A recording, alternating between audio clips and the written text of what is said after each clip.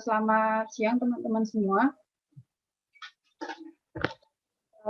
Hari ini kita akan bahas tentang jaringan saraf tiruan. Ini kita mulai saja, meskipun pesertanya belum full. Oke, kita hari ini akan bahas tentang jaringan saraf tiruan. Bahasan pokok kita ada 3.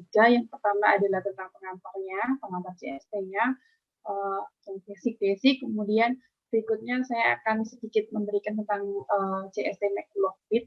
Ini adalah CST yang paling tua, yang masih meraba-raba. Kemudian setelah itu saya akan memberikan sedikit tentang perseptron, seperti itu.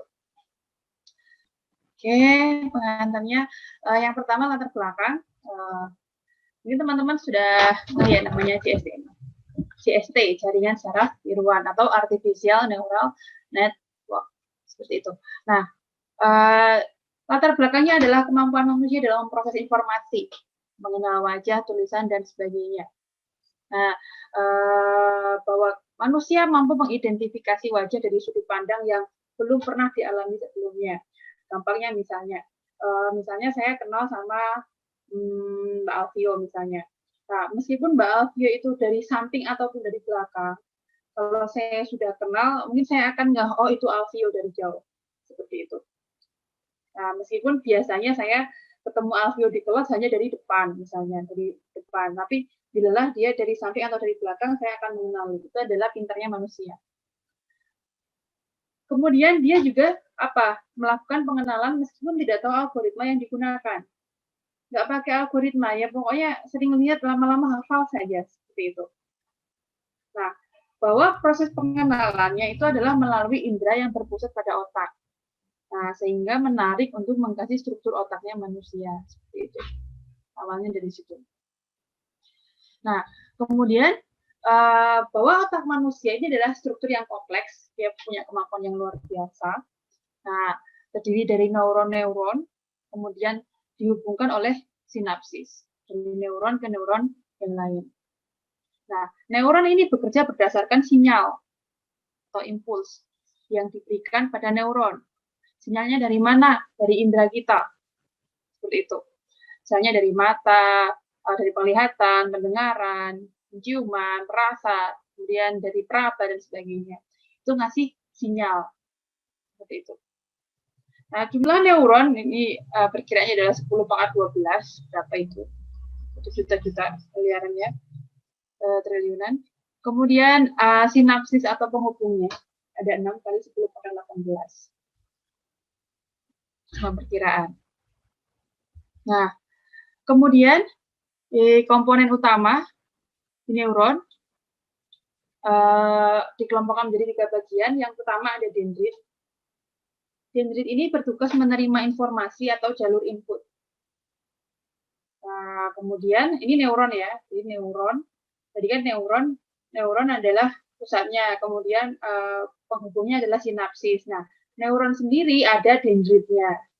Dendritnya adalah input. Kemudian dia punya soma. Nah, dia buat memproses. Kemudian ada aksonnya yang mengirimkan sinyal keluar atau output. Mengirimkan neuron ke neuron lain, nanti jalurnya ke akson. Nah, akson nanti diterima oleh sinapsis, kemudian ke neuron lain, diterima oleh dendrit dan sebagainya, dan seterusnya. Seperti itu. Nah, gambarannya adalah jaringan saraf biologi seperti ini, adalah bentuk gampangnya, bahwa suatu neuron itu dia punya dendrit jalur inputnya, kemudian soma ini adalah buat pemrosesannya, kemudian dia punya akson. Nah, ini outputnya. Nanti dia terhubung dengan dengan neuron lain melalui sinaps. Nah, dia terhubung. Ini istilahnya outputnya dari neuron satu adalah input bagi neuron berikutnya. Seperti itu. Nah, nanti di sini ada neuron lagi, dan seterusnya. Nah, tersambung terus-menerus. Nah, bahwa sebuah neuron menerima input sinyal dari neuron lain melalui dendrit. dikirim dan dibangkitkan oleh badan sel. Nah, melalui akson. Akson kemudian bercabang menghubungkan dengan dendrit dari sel-sel lain dengan cara mengirimkan impuls melalui sinapsis. Nah, sinapsis adalah unit fungsional antara dua buah sel syaraf. Misal ada A dan B. Nah, salah satunya adalah serabut akson dari neuron A, satunya lagi adalah dendrit dari neuron B. Nah, jadi terhubung seperti itu. Jadi outputnya salah satu neuron adalah menjadi inputnya bagi neuron lain. Seperti itu. Nah, ini ada cabangnya, ada banyak. Berarti ada berapa neuron yang nempel di situ? Bisa banyak sekali. Seperti itu. Banyak sekali. Neuron saling terhubung terus dan menerus. Seperti itu. Nah, kemudian kalau di ANN, Artificial Neural Network, jaringan syaraf yang tiruan, kalau tadi jaringan syaraf biologis, ini yang tiruan, dia terdiri dari sejumlah prosesor sederhana. Neuron juga, tapi bikinan ya kan, analog dengan neuron biologis di otak. Nah, neuron nanti dapat terhubung dengan koneksi berbobot yang mengantarkan sinyal dari satu neuron ke neuron lain. Sama, dari neuron ke neuron lain. Nah, sinyal output ditransmisi melalui koneksi neuron menuju luar. Koneksi luarnya terbagi menjadi sejumlah cabang yang mentransmisi sinyal yang sama. Nah, kemudian cabang keluar tersebut berakhir pada koneksi neuron berikutnya, dan seterusnya. Seperti itu. Nah, gampangnya seperti itu. Kalau ini di otak manusia, ini ANN, dia ingin mengadaptasi atau mengadopsi cara kerja otak manusia. Nah, ketika ada input, masuk, tadi lewat dendrit ya, ini input, ini kemudian akan diproses, kemudian dan seterusnya, kemudian hasilnya nanti akan ke luar. Nah, setiap input akan masuk ke setiap neuron atau prosesornya. Seperti itu. Nah, nanti baru ke luar. Keluar bisa jadi di sini nggak langsung keluar. Ada lagi layer-layernya, neuron-neuron lain dan seterusnya. Nah, seperti juga di manusia, dari neuron ke neuron lain. Ini cuma bentuk paling sederhana. Dari input, kemudian diproses, kemudian output. Seperti itu. Satu neuron. Satu saja. Nah, sebenarnya bisa banyak, dilanjut terus, gitu, seperti itu. Nah, ini analoginya. Kalau di biological neural network punya soma, tempat memproses, di ANN punya neuron yang bulat-bulat tadi sama. Kalau di biological punya dendrit, di ANN punya input, di biological ada akson, artificialnya ada output, kemudian di biologicalnya punya sinaps, penghubung, di ANN punya weight atau bobot. Seperti itu. Nah, bahwa neuron adalah sebagai elemen komputasi sederhana. Elemen komputasi yang sederhana. Jadi kalau kita punya input misalnya M variabel, sejumlah M fitur gitu, sejumlah M fiturnya. Nah, berarti dia X1, X2 sampai XM. Ini adalah inputnya. Nah, nanti dia akan punya bobot, dikalikan dengan bobotnya, kemudian dia akan dijumlahkan, kemudian akan dilakukan aktivasi, kemudian akan menjadi output. Itu adalah elemen komputasi sederhana untuk si neuron. Gampangnya adalah masih sama.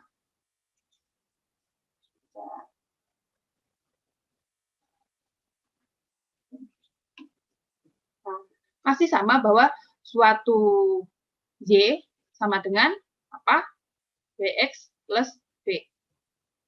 Masih sama. Seperti kemarin teman-teman belajar di regresi ya, masih sama. Y sama dengan M dikalikan X ditambah suatu bias. Sama. M ini kalau di persamaan garis ada gradien, kalau kita elemen komputasi di sini adalah W-nya adalah bobot, suatu bobot. Seperti itu. Nah, inputnya bisa banyak, bobotnya juga bisa banyak, seperti itu. W1, W2, W3, X-nya berarti X1, X2, X3, dan seterusnya. X1 kali W1, X2 kali W2, dan seterusnya, XM dikalikan WM, dan seterusnya. Dijumlahkan. Dijumlahkan, ditambahkan suatu bias. Nah, nanti nggak selesai di situ. Kita masih lakukan aktivasi.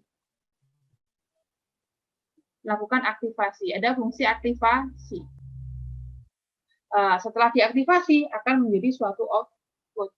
Seperti itu.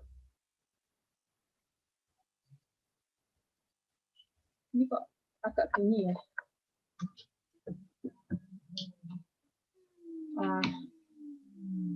Kemudian berikutnya sejumlah sinyal masukan X dikalikan dengan masing-masing penimbang yang bersesuaian atau W-nya, X kalikan W, kemudian dilakukan penjumlahan di sini summing function, kemudian ditambahkan bias ya, kemudian walaupun masih jauh dari sempurna, namun kinerja dari tiruan neuron ini identik dengan kinerja dari sel otak yang kita kenal saat ini. Seperti itu. Nah, misalkan ada N buah sinyal masukan dan N buah bobot, maka fungsi keluaran dari neuron adalah sebagai berikut. Fxw sama dengan F fungsi W kali X1 ditambah W1 kali X2, dan terusnya sampai Wn Xn. Nah, terus seterusnya. Masih sama. Intinya masih sama. Kemudian,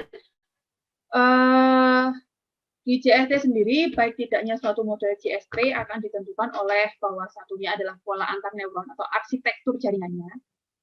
Arsitektur jaringannya nanti teman-teman akan belajar lebih lanjut mengenai arsitektur ini minggu depan di prop yang lebih kompleks. Yang sekarang masih udah kita pelajari tapi nggak terlalu banyak. Kemudian metode untuk menentukan dan mengubah bobot atau metode learning-nya. Bagaimana cara si CST tadi belajar. Kemudian fungsi aktivasi yang digunakan, karena fungsi aktivasi ini ada banyak sekali. Nah, kemudian si CST ini juga dapat belajar dari pengalaman. Nah, kemudian biasanya berhubungan dengan angka atau numerik, sehingga data yang tidak numerik harus dibuat ke numerik. Kalau dia kategorikal harus dinumerikkan dulu, seperti itu. Nah, kemudian dia tidak ada rumus yang tetap, sehingga disebut free estimator, maksudnya W-nya bisa berubah-ubah, tergantung data dan sebagainya. Kemudian JST-nya mampu menyelesaikan permasalahan yang tidak terstruktur dan sulit didefinisikan. Nah, tidak terstruktur, bisa sulit didefinisikan.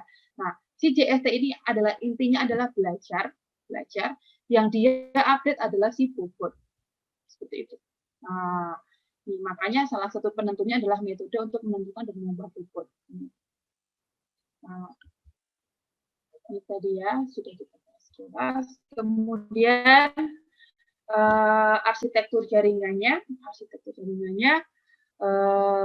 bahwa kalau kita punya input, lapisan input kita masukkan misalnya dari Excel atau dari mana ya, terserah inputnya dari mana aja, dari sensor dan sebagainya, akan masuk ke lapisan input, kemudian dia akan apa? Dikalikan dengan bobotnya, ya kan? Dikalikan dengan bobotnya, kemudian apa nanti? Diaktifasi.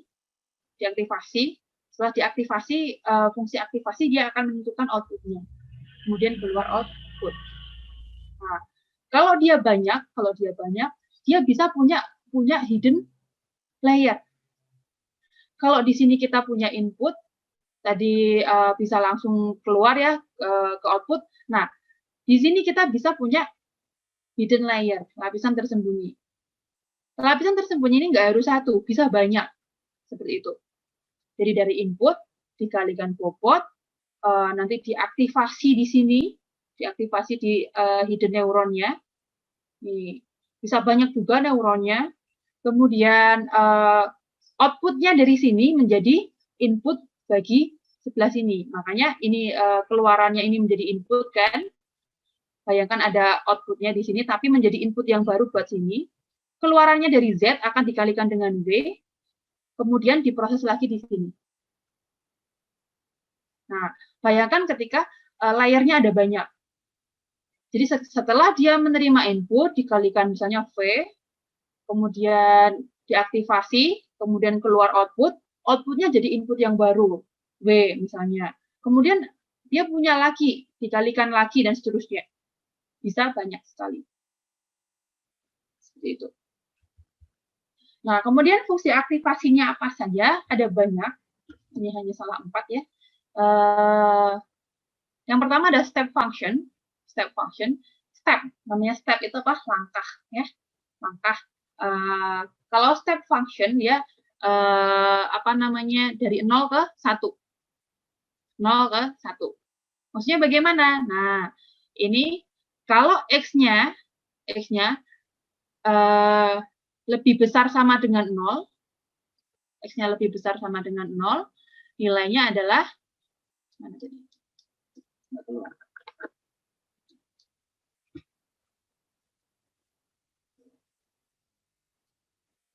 Kalau x-nya lebih besar sama dengan 0, dia y-nya akan bernilai 1. Tapi ketika input x-nya itu kurang dari 0, nilainya adalah 0. Jadi nilainya hanya 2. 0 atau 1. Itu adalah step function. Kemudian yang berikutnya adalah sign function. Sign, tanda. Namanya tanda berarti min sama plus. Nilainya adalah minus 1 sama plus 1. Pilihannya hanya itu. Kalau step adalah 0, 1. Kalau sign ada min sama plus. Nah, kapan dia plus? Kalau x-nya lebih besar sama dengan 0. Nah, tapi ketika kurang, nilainya langsung menjadi minus. Seperti itu. Nah, kemudian kalau sigmoid function dia nilainya lebih continuous. Nah, perhatikan ya gambarnya continuous. Ya sigmoid adalah 1 dibagi 1 plus E pangkat min X. Nah, jadi ketika kita inputnya misalnya berapa gitu, kita input, nah nanti nilainya berupa continuous di sini. Nah, continuousnya tapi antara 0 sampai 1. Nggak akan mencapai minus-minus seperti ini. 0 sampai 1. Nah, kemudian yang lain ada linear function. Yang namanya linear sama dengan X. Nilai X-nya berapa sama dengan Y. Seperti itu. Fungsi aktivasi ada banyak sekali. Ada rel U, kemudian ada yang lain juga. Softmax, dan sebagainya itu ada banyak banget. Saya nggak akan bahas satu persatu di sini. And then kemudian, nah, seperti yang saya katakan yang di awal, McCulloch-Pitt ini adalah apa namanya CST yang paling tua. Saya agak hapus-hapus tadi slide yang isinya kebanyakan history. Yang paling tua, istilahnya yang paling sederhana, yang paling ya, intinya yang paling sederhana lah, 1 layer seperti itu. Modelnya adalah seperti ini, McCulloch-Pitt neuronnya. Nah, McCulloch-Pitt ya punya input, kemudian bobot, kemudian aktivasi. Seperti itu. Nah, aktivasinya adalah step function. Nah, dia adalah sama X1 dikalikan W1, X1 kali W1, X1 kali W1, dijumlahkan semua, kemudian ada threshold, seperti itu, ada threshold. Kalau dia kurang dari threshold, nilainya 0, kalau lebih besar sama dengan threshold, nilainya adalah 1. Ini adalah model neuron McCulloch-Pitt. Seperti itu. Nah, misalnya kita mau membuat model neuron McCulloch-Pitt pakai fungsi logika M ya, ada 2 fitur, berarti dua fitur ya, ini 2 ciri. Kemudian kelasnya adalah Y ini. Kalau output yang pertamanya 0, yang keduanya 0, maka outputnya adalah 0. Kalau X1-nya 0, kemudian yang kedua 1, nilainya adalah 0. Karena N ya. Kemudian ketika inputnya 1 sama 0, keluarnya adalah 0. Ketika inputnya 1 dan 1, maka keluarnya adalah 1. Ini adalah logika N. Saya harap teman-teman nggak lupa. Kemudian ini bisa kita buat neuron. Misalnya, pokoknya saya mau suatu neuron ketika saya input X1 dan X2, outputnya adalah suatu N, gitu misalnya. Outputnya hasil N. Gitu. Nah, di sini misalnya kita pakai fungsi step. Nah, kita pakai fungsi step. Apa namanya? Kalau lebih besar sama dengan threshold nilainya 1, kalau kurang dari threshold nilainya 0. Nah, di sini apa namanya? Bisa misalnya kita kasih bobot X1-nya 1, X2-nya 1. Threshold-nya 2. Threshold-nya 2.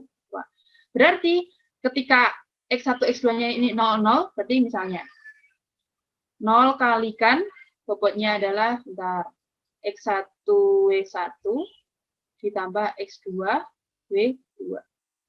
Nah, 0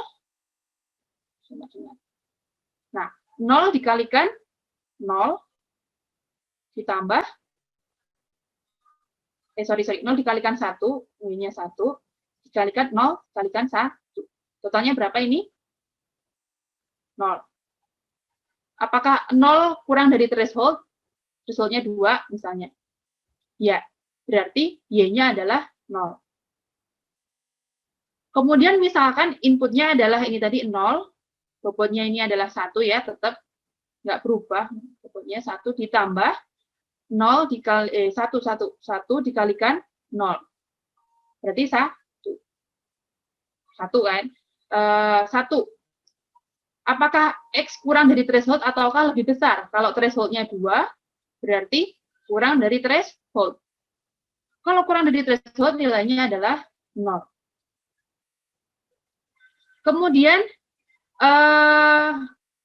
Kemudian masih pakai data yang ketiga, ketika inputnya 1, bobotnya 1, ditambah 0 kalikan 1, ini 0, dikalikan 1 bobotnya, nilainya adalah 1. Apakah 1 kurang atau lebih besar dari threshold? Dia adalah kurang. Karena kurang dari 2, maka dia nilainya adalah 0. Yang terakhir, input X1-nya adalah 1, bobotnya juga 1 kalikan 1, ditambah input X2-nya adalah 1, bobotnya adalah 1 kali 1. Totalnya adalah 2. Apakah 2 lebih besar sama dengan threshold? Iya. Maka Y-nya sama dengan 1. Seperti itu. Ini adalah model neuron McCulloch-Reed. Nah, saya kasih contoh lagi untuk OR. Untuk OR, kalau fungsi OR itu kalau ada 1 nilainya 1, ya kan? Kalau 0 semua 0. Itu. Nah, di sini sama kita pakai fungsi step. Misalnya kita pakai kita coba bobotnya 2, threshold-nya 2. Teman-teman bisa abaikan dulu ini. Nah, kalau ya baris pertama masuk 0 kalikan 2. 0 kali 2 ditambah 0 kalikan 0 kali 2 adalah 0. Nah, apakah 0 lebih besar sama dengan threshold atau kurang? Karena kurang, hasilnya adalah 0. Seperti itu.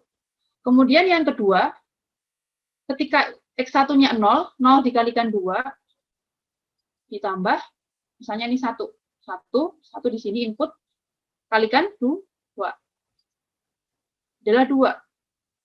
2 itu kurang atau lebih besar sama dengan? Lebih besar sama dengan. Maka Y-nya sama dengan 1. Dan seterusnya. Nah, seperti itu. Apakah ada pertanyaan sampai sini?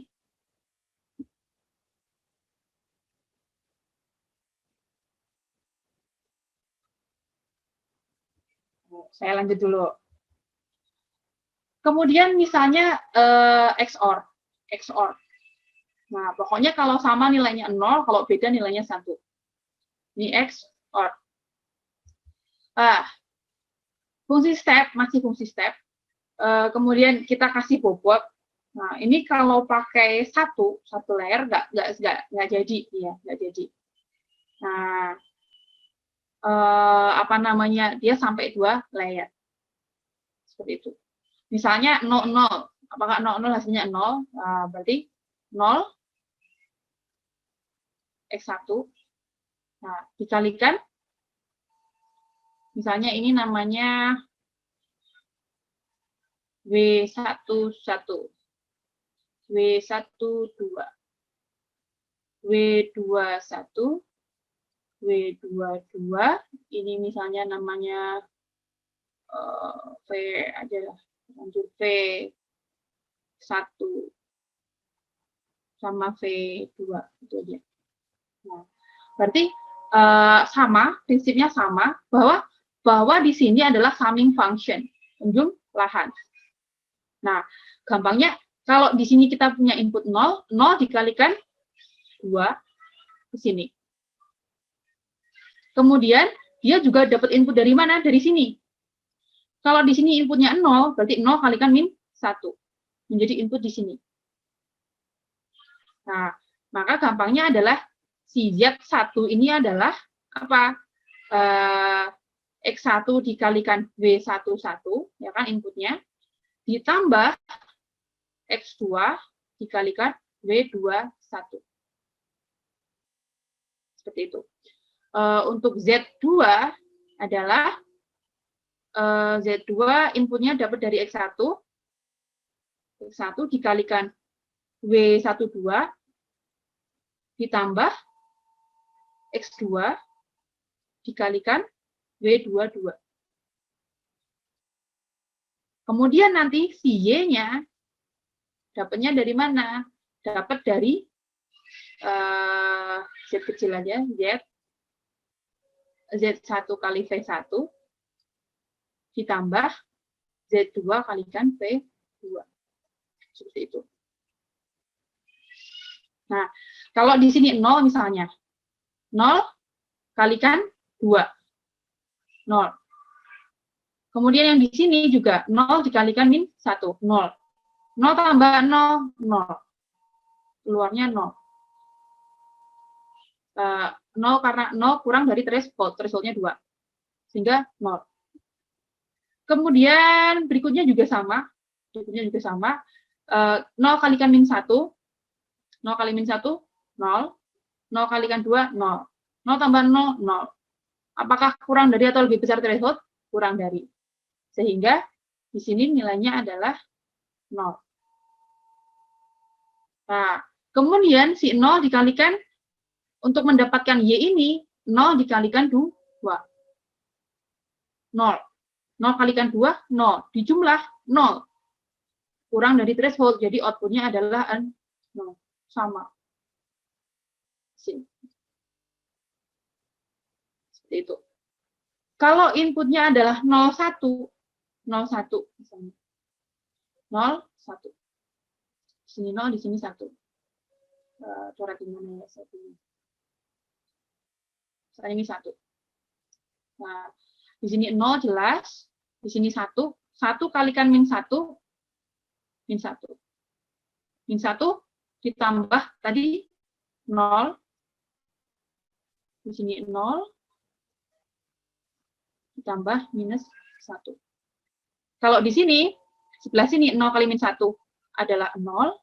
1 dikalikan 2 adalah 2. Seperti itu. Ini hasilnya adalah min 1, di sini adalah 2. Kalau di threshold, apakah min 1 kurang dari threshold? Iya. Sehingga outputnya adalah 0. Kemudian di sini, 0 tambah 2 sama dengan 2. Apakah 2 kurang dari threshold? Thresholdnya ini 2. Berarti lebih besar sama dengan, sehingga outputnya adalah 1. Nah, si output ini kita kalikan lagi ke sini. 0 dikalikan 2, 0. 1 dikalikan 2, 2. Jumlahnya adalah 2. Apakah kurang dari atau lebih besar sama dengan? Lebih besar sama dengan. Sehingga nilainya adalah 1. Dan seterusnya. Seperti itu.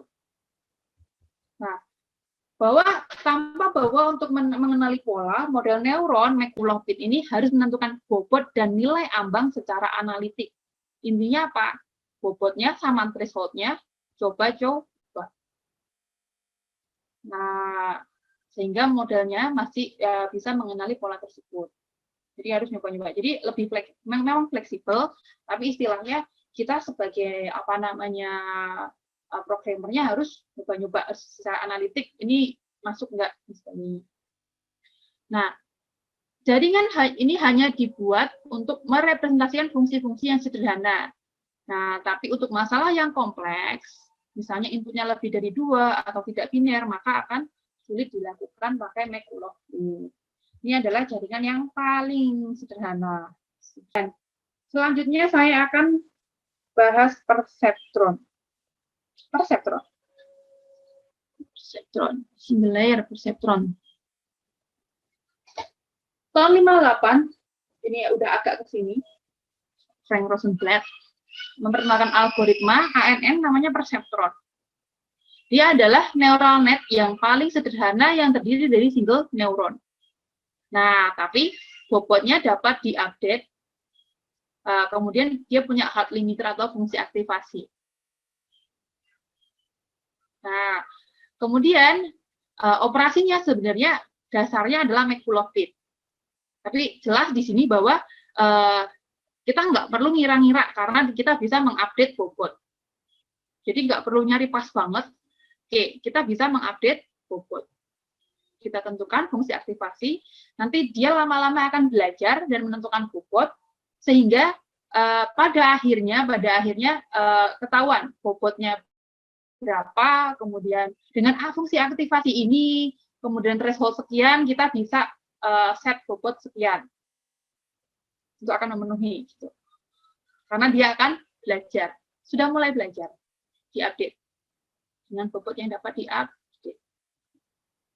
Seperti itu. Perseptron ini adalah sinonimnya untuk single layer feedforward network. Kalau sudah multi layer feedforward biasanya udah main backprop. Jadi backprop itu adalah metode untuk memperbaiki errornya. Feedforward backpropagation biasanya nama lengkapnya. Kalau single layer feedforward itu adalah namanya perseptron. Seperti itu. Nah, di perseptron network, ya, kalau kita punya input, kemudian kita punya bobot, kemudian nanti ini adalah langsung diproses di sini, langsung keluar outputnya. Seperti itu. Ini masih pakai model seperti McCulloch-Pitt, tapi di sini inputnya kita bisa lebih fleksibel, lebih banyak. Seperti itu. Nah, dan nggak harus ini banget, nggak harus biner banget. Tapi ingat, ini masih single layer. Belum pakai hidden. Yang pakai hidden dibahas minggu depan ya. Nah, ini perseptron network. Kemudian ini ada 1, 2, 3, 4, 5, 6. Ada 6 otaknya yang buat mikir. Ya, ada 6. Kalau kita ambil tarik satu aja, bentuknya akan seperti ini. Kalau outputnya cuma 1, prosesnya cuma 1 akan seperti ini. Nah, karena dia itu adalah fully connected. Kalau di sini ada tambah lagi, berarti juga ke sana lagi semuanya. Semuanya masuk. Seperti itu. Nah, fully connected. Ini kalau satuan. Kemudian perseptron adalah sesuatu yang linearly separable. Terpisah secara linear. Maksudnya apa? Maksudnya adalah misalkan di sini teman-teman punya data point, titik di sini 1, 2, 3, 4. Nah, misalnya ini adalah kelas, misalnya ini adalah kelas 0, di sini adalah kelas 1. Misal. Nah, kenapa disebut linearly separable bahwa perseptron itu sifatnya adalah memisahkan data point dengan garis yang linear. Seperti itu. Linearly separable. Nah, kalau ini bisa nggak dipisah dengan satu garis? Ini bisa, ini putih sama hitam bisa dipisah sebelah sini. Yang ini bisa nggak dipisah dengan satu garis? Nggak bisa. Berarti ini tidak akan bisa dihandle oleh perseptron. Seperti itu. Nah, ini hanya linearly separable function yang dapat direpresentasi oleh suatu perseptron. Kemudian saya bahas sedikit dengan konvergensi, mengapa perseptron, bahwa algoritma pembelajaran perseptron akan selalu mencari bobot-bobot, untuk mengklasifikasi input jika terdapat himpunan bobot yang dapat digunakan untuk mengklasifikasi. Dia akan selalu nyari. Iterasi terus sampai dapat errornya seminimum mungkin, kalau error 0. Nah, kemudian di paper Minsky dan paper orang, bahwa bobot-bobot tersebut ada nyari bobot, kemudian akhirnya ada ketemu jika dan hanya jika problemnya adalah linearly separable. Hanya untuk linearly separable. Ingat, misalnya kasus 2 input. Inputnya X1 sama X2. Variabelnya fiturnya ada 2, X1, X2. Kemudian Y-nya adalah -1 atau 1 kelasnya. Nah, bahwa kalau kita dapat menggambar garis memisahkan -1 dan 1 ini, berarti kasusnya adalah linearly separable. Kalau kita tidak bisa memisahkan dengan garis, berarti apa? Tidak linearly separable. Nah, bahwa kalau kita punya input sejumlah n, generalisasinya sejumlah n misalnya, harus dapat dipisahkan dengan bidang n-1. Kalau kita punya 2 fitur, atau fiturnya adalah 2 dimensi, berarti harus bisa dipisahkan oleh bidang 1 dimensi garis. Itu. Kalau ini adalah bidang 3 dimensi, berarti pemisahnya adalah 2 dimensi. Itu. Nah, misalnya nih, di sini ada kelas A2, di sini ada kelas A1. Berarti misalnya ini pemisahnya. Pemisahnya adalah linearly separable. X1 tambah X2 kali W2 dikurangi suatu threshold. Nah, kalau dia adalah 3 dimensi, X1, X2, X3, bidangnya bidang 3 dimensi, maka dia akan punya apa? Punya pemisah berupa 2 dimensi. Dan seterusnya. Itu adalah linearly separable. Itu adalah sifatnya si perseptron.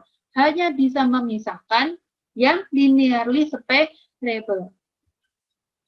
Nah, kemudian ini tadi balik lagi bahwa faktanya banyak sekali masalah sederhana tapi tidak linearly separable. Contohnya kasus XOR. Misalnya ini adalah 0 gitu ya. Kalau 0 sama 1 hasilnya 1. Kalau 1 sama 0 hasilnya juga 1 sini. Tapi kalau di sini adalah 1 sama 1 hasilnya adalah 0. Kalau 0 sama 0 hasilnya adalah 0. Ini adalah hanya XOR. Ini sederhana sebenarnya. Tapi dia tidak linearly separable. Seperti itu. Disebut inadequacy of perceptron. Jadi dia nggak bisa. Padahal ini sederhana. Nah, bahwa meskipun begitu, kita dapat menghitung XOR dengan menambahkan hidden unit. pakai tambahin hidden nantinya. Kemudian ini adalah plot 2 dimensi dari logika operasi dasar. Misalnya kalau n ya, kalau 1 sama 1, 1. Kalau 1 sama 0, 0. Ini hasilnya adalah 0 ya kan, outputnya. Di sini hasilnya adalah 1. Kalau ini OR, di sini hasilnya adalah 1, di sini hasilnya adalah 0. 1 sama 0, misalnya. Jadinya 1 sama 1, 0 sama 0, sebagainya. Ini adalah kelas yang berbeda. Sementara jika XOR dia tidak bisa. Seperti itu. Perseptron dia bisa. Nah, kemudian single perceptron learning jelas. Nanti saya akan bahas lagi aja di sini.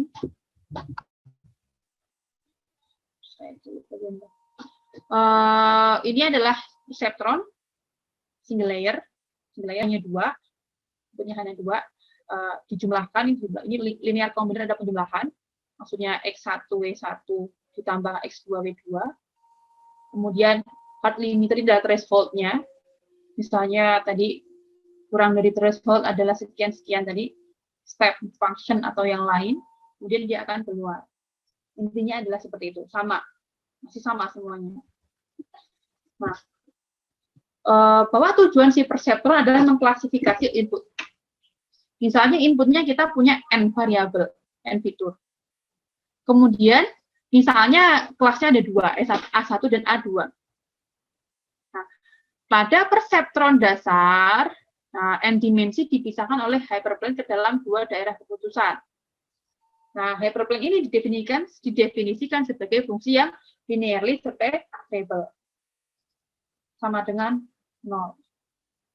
Kalau kita ingin memisahkan min 1 dan 1, misalnya, kita akan cari garis dengan sama dengan 0. Seperti itu. Nah, bagaimana si perseptron belajar bahwa dia akan mencari bobot yang tepat untuk mengurangi perbedaan antara output asli dengan output hasil belajar perseptron. Atau dia akan nyari bobot bagaimana caranya supaya errornya minimum. Seperti itu. Kemudian bobotnya adalah random. Biasanya antara min 0,5 sampai min 0,5. Nah, kemudian dia akan diupdate. Nah, jika pada iterasi ke P, outputnya adalah YP, nah, kemudian output yang diharapkan adalah YD yang diharapkan, maka errornya adalah yang diharapkan dikurangi output perseptron. Seperti itu. Nah, kemudian nanti jika errornya adalah positif, kalau errornya nanti positif, berarti yang berikutnya adalah pas belajar berikutnya, naikkan output perseptron, kalau negatif, turunkan. Apanya yang dinaik turunkan? Berdasarkan bobotnya. Bobotnya yang diupdate. Nah, inilah nanti mengapa bobotnya akan diupdate. Sini ada error di sini. Nah, ini akan menentukan bobot berikutnya. Makanya diiterasi terus-menerus. Sampai errornya seminimum mungkin.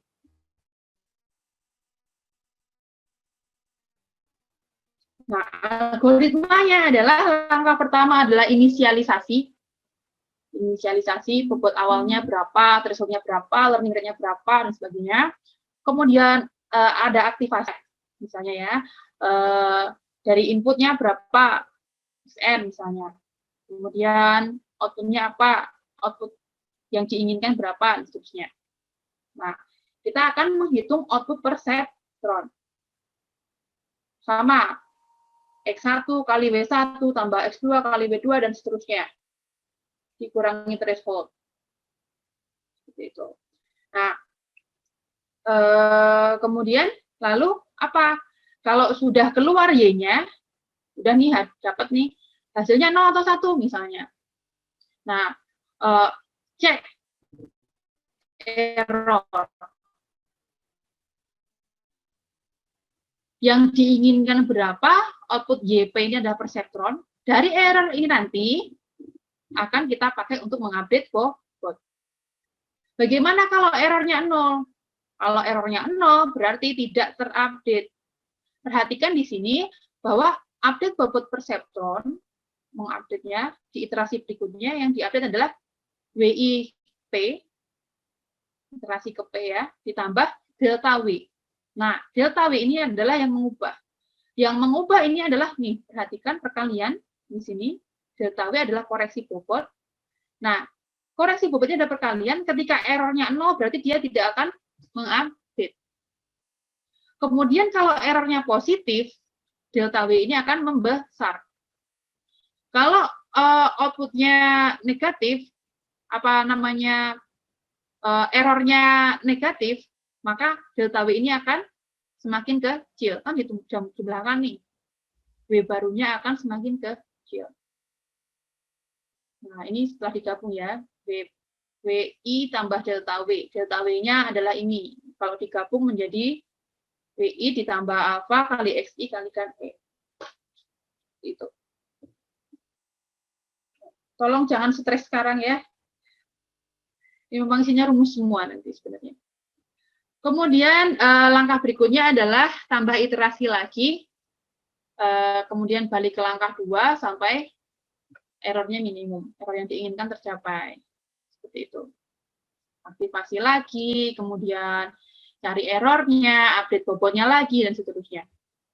Nah, ini adalah contohnya. Apa itu, Bu? Inilah itu.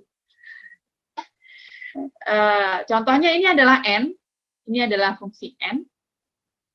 Ini fungsi N. Kalau inputnya 0, 0, harapannya keluarnya adalah 0. Kalau inputnya 01, harapannya 0. Kalau 10, 0. Kalau 11, outputnya adalah 1. Ini adalah harapan. Nah, ya kan? Nah, kemudian kita inisiasi awalnya. Misalnya bobot awalnya, W1-nya adalah 0,3, W2-nya adalah 0,1. Kemudian threshold-nya adalah 0,2.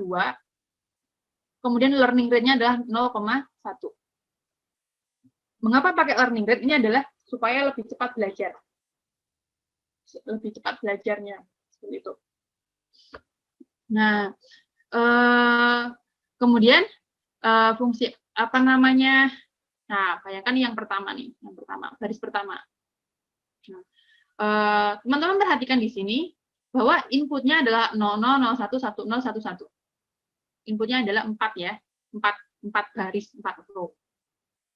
Nah, setiap row ini kita akan iterasi melewati semua ini, melewati langkah 1 sampai 5, sampai dengan apa? Kalau di sini, sampai errornya adalah tidak ada. No. Satu paket data, misalnya satu dataset, bayangkan ini satu dataset. Satu dataset untuk N ya, 00, 01, 10, 11. Ini berarti adalah satu epoch di sini. Nanti kalau masih ada error, berarti dia harus ada epoch berikutnya. Istilahnya, masuk lagi datanya. Dan seterusnya. Nah, sampai dalam epoch tersebut nggak ada error, atau errornya sangat-sangat minim. Gitu. Nah, misalnya nih, bahwa inisiasinya 0,3 sama min 0,1. Kemudian threshold-nya 0,2, alfanya 0,1. Nah, ini kita komputasi dulu ke aktivasi Y sama W. Ini berarti apa? Sama X1 W1 ditambah X2 W2. Seperti itu. Nah, X1 W1 0 kali 0,3. 0. 0 dikalikan min 0,1, 0. Dikurangi theta threshold 0,2. Ini bisa teman-teman taruh sini atau taruh sini. Kalau taruh sini berarti nggak pakai minus ya. Ini ikutin ini aja dulu. 0 dikurangi, ini hasilnya 0, dikurangi theta-nya adalah 0,2. berarti adalah minus 0,2. Nah, ini pakai fungsi step. Nah, apakah dia kurang dari atau lebih besar sama dengan 0? Oh, ternyata kurang dari 0. Maka di stepnya adalah 0. Outputnya adalah 0. Ini adalah output perseptron. Berikutnya adalah kita akan menghitung error. Errornya apa? Y yang diinginkan, desired output, dikurangi Y perseptron. Yang diinginkan adalah di sini. Ini adalah output perseptron. Nah, 0 dikurangi 0. Errornya adalah 0. Nah, sehingga bobot akhirnya adalah apakah berubah? Tidak. Karena meskipun kita hitung ini, final weight, misalnya errornya kita masukkan di sini adalah 0. Nah, maka misalnya W1 adalah 0,3, ditambah learning rate-nya 0,1, dikalikan X1-nya adalah 0, dikalikan errornya adalah 0. Sehingga 0,3 ditambah 0. Hasilnya tetap 0,3. Begitu juga dengan minus 1. Minus 1 ditambah learning rate-nya 0,1, dikalikan X1-nya, dikalikan X2, X2-nya adalah 0, dikalikan error. Dia adalah, sorry, ini 0,1. Minus 0,1. Nggak ada perubahan. Seperti itu. Berikutnya juga yang kedua, sama. Nah, saya clear dulu. Saya buang dulu. Nah,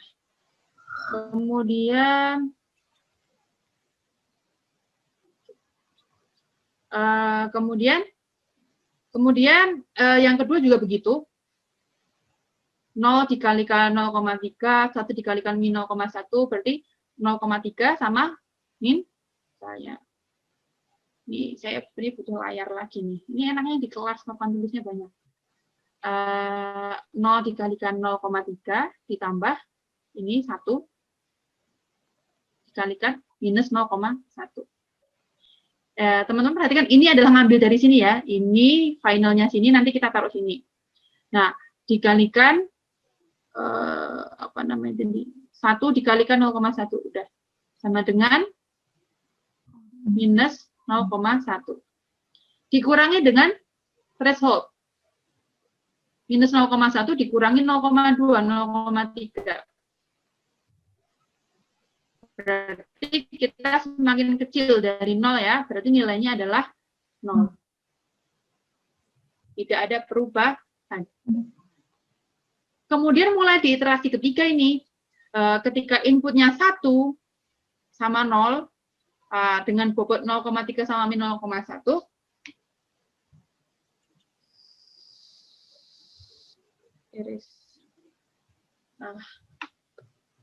ini 1 dikalikan 0,3 ditambah S2-nya adalah 0, W2-nya minus 0,1. Hasilnya adalah 0,2. Nah, 0,2. Kemudian dikurangi berapa? Kurangi threshold. 0,2 dikurangi 0,2. Hasilnya berapa? 0.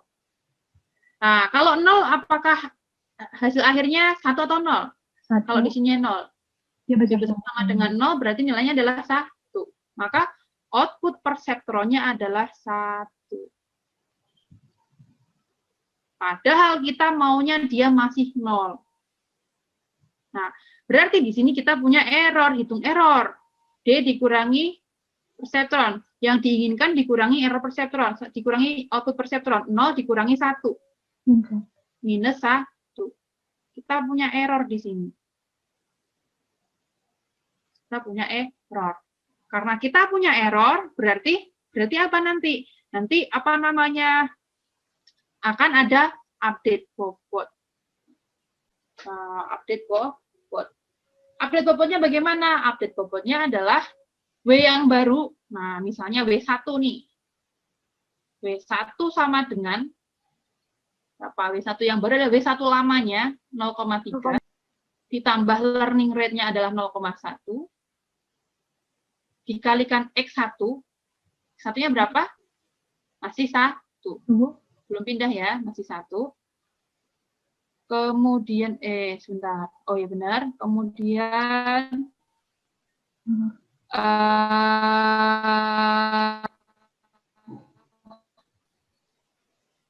min 0,1 oh iya benar, ditambah dikali error. Errornya berapa tadi? min 1. Errornya adalah minus 1. Ya, ini kan alfa. Ini W, ini alfa, ini X1, ini dengan W1. W1 yang baru, W1 lama, di W1 itu dikalikan error. Nah, ini W1 baru. 0,3, yang lama kan 0,3, ditambah 0,1 alfanya, kemudian X1-nya adalah 1, kemudian errornya adalah minus 1. Sehingga W1 barunya nanti adalah, berapa ini? 0,3 ditambah 0,1 kali 1 kali min 1. Minus 0,1. Ya enggak? Sehingga W1 yang baru adalah berapa? Nah, 0,2. Ini 0,2. Nah, ini nanti akan dipakai di iterasi berikutnya. Gitu maksudnya.